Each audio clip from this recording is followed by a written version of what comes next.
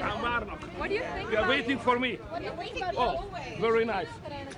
Okay, first the Hungarians, if you don't mind. Amennyiben Brüsszel és a tanács mégis úgy dönt, hogy elkobozzák az orosz vagyont, hogy Magyarország hogyan tudja megőrizni a pénzügyi szuverenitását? Én úgy látom, hogy egy győzelmet arattunk, mert ma délután bejelentette a bizottság elnök azt mondja, hogy meghátrált a bizottság, és az orosz vagyon kérdését asztalra sem teszik. Tehát a tegnap esti háttér tárgyalások azok meg küzdelmek, azok eredményre vezettek, és úgy látom, ha jól értem, amit ma a bizottság elnök asszonya mondott, és azt hiszem, hogy jól értem, azt mondta, hogy az orosz vagyont nem teszik föl a tárgyalóasztalra a holnapi nap során. Úgyhogy egy győzelem már a tarsolyban. Viszont a közös hitelfelvételről beszélt miniszterelnök úr, ezzel kapcsolatban mi a véleménye? Van egy közös hitelfelvételi javaslat az orosz vagyon helyett, az teljesen ellentétes Magyarország érdekeivel. Szó se lehet róla, hogy olyan hitelfelvétel történik, hogy Magyarország vállal a felelősséget olyan hitelért, amit aztán Ukrajnába küldünk, ezt felejtsék el. De az egész Európai Unió sem léphet erre az ösvényre, tehát mi ezt megfogjuk, vagy legalábbis meg akarjuk akadályozni. Majd meglátjuk, hogy találunk-e hozzá szövetségeseket. De hogy mi nem megyünk ebbe az ösvénybe, vagy nem lépünk ebbe az utcába, amely szerintünk zsákutca, az bizonyos. A hitelfelvétel tovább is egyhangúság szükséges, vagy arra számít, hogy a szabályok teljesen egyértelműek, a közös hitelfelvétel csak egyhangulag lehetséges. A probléma az, hogy a jog már nem számít itt. Tehát átléptünk a szovjet típusú fejlődési korszakba, vagy talán ez igazságtalan, a jugoszláv típusú fejlődési korszakban vagyunk, amikor még úgy csinálunk, mintha valami demokrácia lenne, de mögötte már régen nincs szó erről, és mindenki tudja, hogy nem így van. Amikor a orosz vagyon befagyasztásának döntési jogát, amit 6 havonta kellett közösen egyhangulag meghozni, felülírták egy teljesen nyilvánvaló justicmorddal, tehát jogsértéssel, és egy olyan passzus húztak elő az alapszerződésben, amely teljesen inadekvát, nem ide való, nem vonatkozik el. Ezzel ők fölmondták itt Brüsszelben, felmondták a Magyarországgal való lojális együttműködésnek az alapelvét, ami rendkívül súlyos dolog, és súlyos következményei lesznek majd még, és nem mi fogjuk húzni a rövidebbet. Patrióta úr. A hagyományos politikai felelősséget azért, ami az elmúlt 15 évben az állam annyira bíz a gyerekekkel történt a szülő utcában, és hogyha nem ennek Minden dolgot meg kell, minden lépést meg kell tenni annak érdekében, hogy az állam teljesítse a kötelességét. Mindig meg is tettük, meg is fogjuk tenni. Mégis most tartóztattak le szeptember. Bocsánat, azért tartóztatták le őket, mert a kormány teszi a dolgát. Minden egyes visszaélést föl fogunk fedni. Azt nem tudom vállalni, hogy Magyarországon soha senki semmilyen visszaélést nem követel. Amit tudok vállalni az, hogy aki visszaélést követel, azt fülön fogjuk, és azonnal a jog erejével lépünk fel vele szembe. Az állam működik, a kormány működik, és teszi a dolgát, és ez így van rendjén. Ünnepelni jöttünk. Szóval ünnepelni jöttünk, mert egy politikai géniusz tér vissza ide a patrióták körébe, akit Andrzej Babisnak hívnak. Én még ilyet sose láttam. Eleve a visszatérés nagyon nehéz a politikában. Egyszer régen még én is csináltam ilyet, de nem tudom azóta képes lennék-e még erre, de Babis úr látszik, hogy hiába van már idősebb korban, mint én, korhatár nélkül képes visszatérni, és egy fantasztikus győzelmet aratott, ami a patrióták győzelme is, hiszen Babis elnök úrral közösen alapítottuk meg az európai patrióták családját, és ez az első győzelem, mióta megalakultunk, még pontosabban az első olyan győzelem, ahol nem csak megnyerte egy patriótákhoz tartozó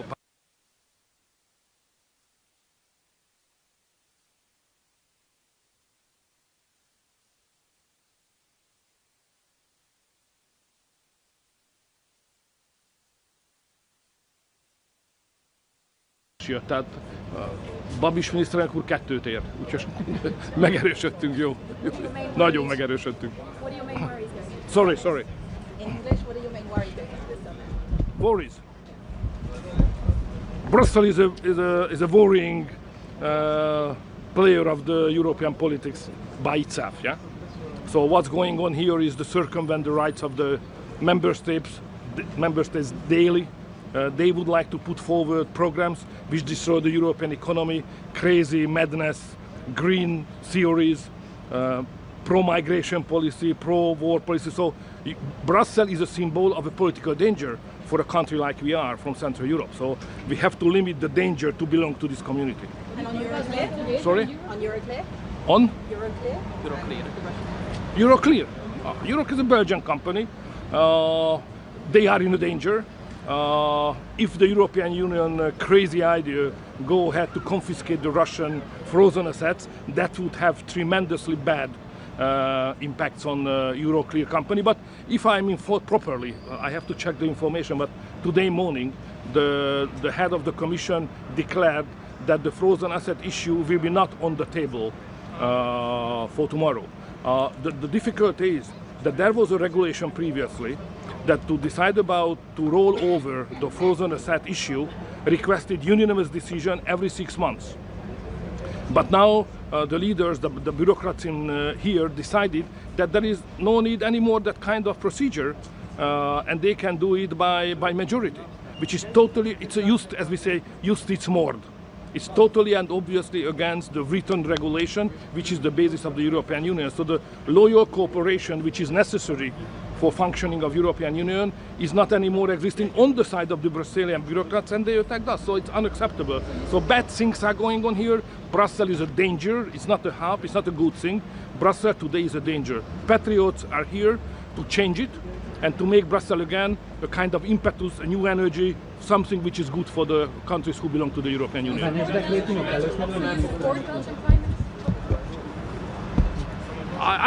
First of all, I support the Hungarian interest. Second, I support common sense, the logical way of thinking, and basic principles. And I think the Prime Minister of Belgium is on a good track in all dimensions I have mentioned. A Benes dekrétumok kérdése előkerül, miniszterelnök úr?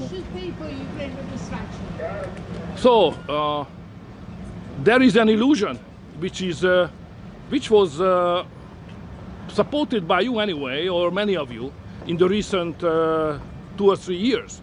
So you created, together with the liberal politicians and Brazilian bureaucrats, that there is a possibility to support a war financially in Ukraine without getting the money out of the pockets of the citizens of the European Union. It was a cheat. You are cheated. I mean, Westerners, you are cheated. In Central Europe, nobody has thought it seriously. We are not stupid. We think that if you would like to finance a war, you have to pay for it. Here, there was an illusion created by the leaders and accepted by you anyway, that it is possible to finance the war and reconstruction in Europe without the money in the pocket of the European citizens, just based on the so-called frozen asset, which is an illusion. You will pay for it. We all will pay. It's a bad strategy, huge mistake, and we all pay for it. And what I'm fighting for, to keep the Hungarians out of that madness and crazy strategy. And I would like to defend the interest of the Hungarians. Don't pay, don't contribute to the sum which the Brazilians would like to send to Ukraine. I strongly oppose to send the money of Hungarians to Ukraine. Is any foreigner who would like to ask? No, I will follow his position. He is not the person who follows somebody. He is a real leader to go on the front line. Sorry? I will just see him soon. The conclusion of the summit will fail to find an agreement on the financial framework? You know, what I know, what I'm sure about, that there will be no decision which would force Hungary to send the money of the Hungarians to Ukraine. What the others will decide about is their job, but not the Hungarians. Sorry.